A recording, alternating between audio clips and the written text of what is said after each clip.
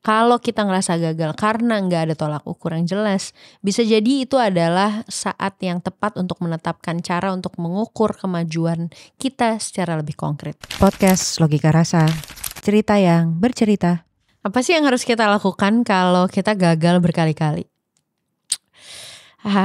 Ini di awal tahun nih, jadi mungkin kita bisa recall lagi kenapa kita pernah gagal, atau ada hal yang bikin kita ngerasa kenapa ya kita gagal berulang-ulang gitu. Menghadapi kegagalan berkali-kali itu bisa jadi pengalaman yang sangat menguji ketahanan diri kita. Tapi kegagalan itu juga adalah hal yang penting menurut gue, jadi bagian dari perjalanan hidup yang ngasih pelajaran berharga. Kalau kita ngerasa terjebak dalam kegagalan berulang, ini menurut gue ada beberapa hal yang mungkin bisa kita lakukan supaya kita tetap produktif. Yang pertama, kita perlu untuk terima perasaan gagal yang kita rasakan. Kasih izin ke diri kita untuk ngerasa kecewa, frustasi, atau bahkan malu. Itu tuh perasaan yang wajar ketika kita mengalami kegagalan. Jangan menyalahkan diri sendiri atau merasa bahwa perasaan tersebut tuh nggak sah untuk kita rasain. Akui juga perasaan ini kalau misalnya langkah pertama yang kita mau lakukan memang harus begitu supaya kita cepat bangkit. Hal berikutnya adalah jangan menekan emosi. Menurut gue nyimpen perasaan atau berpura-pura semuanya baik-baik aja tuh bisa memperburuk keadaan ya. Jadi coba buat memperbaiki diri waktu untuk merasa dan meresapi perasaan tersebut gitu. Dan ini akan mempermudah proses pemulihan kita.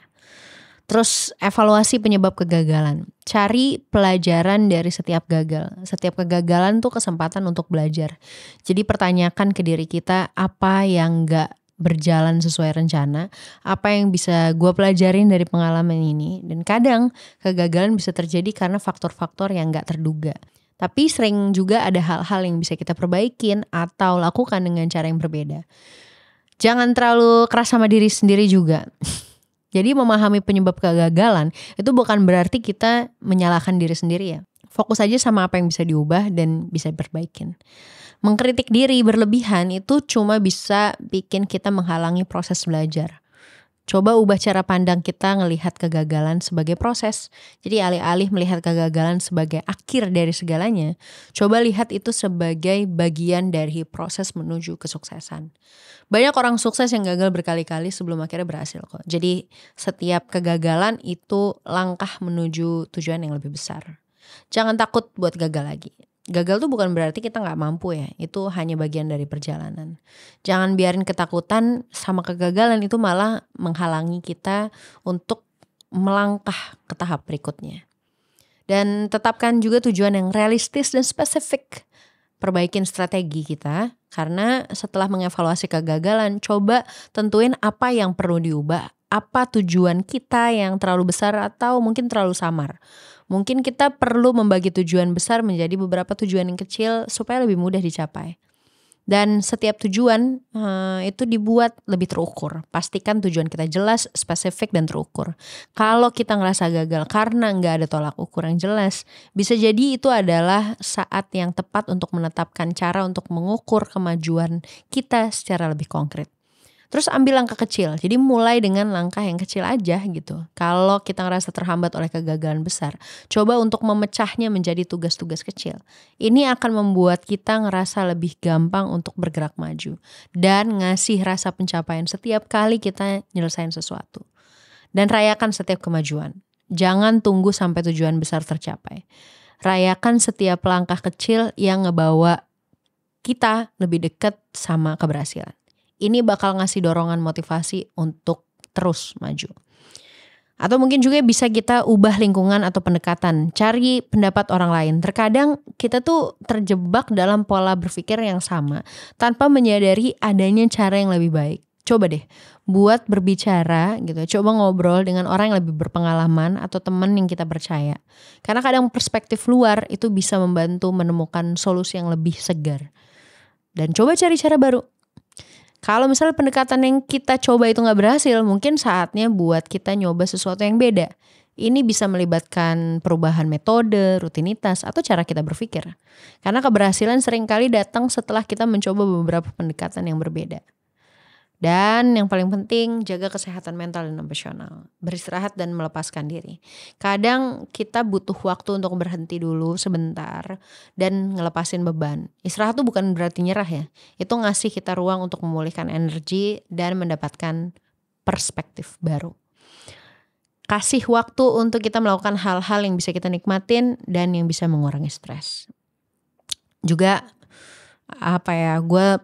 gue lagi mencoba untuk terus mempraktikkan kebaikan sama diri gue sendiri. Jadi waktu gagal, seringkali kita terlalu keras sama diri kita sendiri. Coba untuk bicara sama diri kita sendiri dengan penuh kasih dan pemahaman. Hindari kalimat, aduh gue bego, gue gak bisa apa-apa gitu ya. Alih-alih ucapkan itu gitu, ngomongin itu, mungkin bisa diganti kayak, iya ini sulit tapi gue bakal belajar dan berkembang lagi dari sini. Iya ini memang berat tapi gue gak mau kalah sama ini. Gue akan bangkit lebih kuat daripada sebelumnya. Dan coba bangkit dan coba lagi gitu ya. Ini selalu gue tanamkan sih. Gue praktikkan berulang-ulang. Dan kalau misalnya ada yang main nih ke kantor gue gitu ya, terus nanya kenapa ya musik gue tuh gak ada yang dengar gitu. Kenapa ya gue lama suksesnya gitu. Ada yang nanya gitu, terus gue bilang berkali-kali coba lagi, coba terus, jangan pernah nyerah gitu. Karena keberhasilan tuh sering datang setelah kegagalan berulang kali. Banyak orang sukses yang pernah ngalamin kegagalan besar gitu. Dan itu gak 1-2 orang ya, karena kayaknya banyak gitu. Memang ada sih beberapa hal yang dicoba sekali 2 kali berhasil. Ada beberapa orang kayak gitu. Cuman kayaknya itu sedikit ya. Karena salah satu kunci keberhasilan menurut gue adalah tekad untuk terus nyoba, fokus sama tujuan jangka panjang. Jadi kalau tujuan kita besar, gak ada salahnya untuk melangkah perlahan, karena seringkali kegagalan tuh cuma bagian dari proses yang lebih panjang. Kalau kita tetap konsisten, akhirnya kita akan ngelihat hasilnya. Tapi jangan lupa juga untuk tanya ke diri kita sendiri, apakah ini masih tujuan yang tepat? Jadi periksa ulang tujuan kita. Kadang kita terus berjuang untuk sesuatu yang sebenarnya gak sesuai dengan diri kita atau nilai-nilai kita. Jadi kalau misalnya kita ngerasa terjebak dalam kegagalan berulang, mungkin itu saat yang baik juga untuk mempertimbangkan apakah tujuan itu masih relevan dengan diri kita. Atau apakah ada alternatif yang lebih cocok buat kita. Jadi pastikan kita juga punya sikap fleksibel. Jadi gak ada salahnya untuk mengubah tujuan atau jalan yang udah kita tempuh selama perjalanan. Karena kadang keberhasilan datang dari kemampuan untuk beradaptasi dan ngelihat hal-hal yang beda dari sudut pandang yang baru. Terus jangan lupa juga cari dukungan dari orang lain. Ngobrol sama temen, ngobrol sama mentor. Itu bisa ngasih kita dukungan emosional yang sangat-sangat kita butuhkan. Dan kita juga bisa dapat perspektif lain untuk ngebantu kita ngelihat sisi positif atau ngasih saran konstruktif dalam kehidupan kita. Juga mungkin kayak bergabung dengan komunitas yang mendukung, itu juga bisa. Jadi bagian dari kelompok komunitas itu bisa ngasih kita motivasi. Tapi kalau teman-teman ngerasa teman-teman lelah ya, itu bisa jadi energi baru buat teman-teman. Karena gagal berkali-kali itu bisa bikin kita ngerasa lelah dan putus asa. Tapi itu bukan akhir dari perjalanan. Kegagalan itu kesempatan buat kita belajar, buat kita tumbuh, buat kita memperbaiki diri.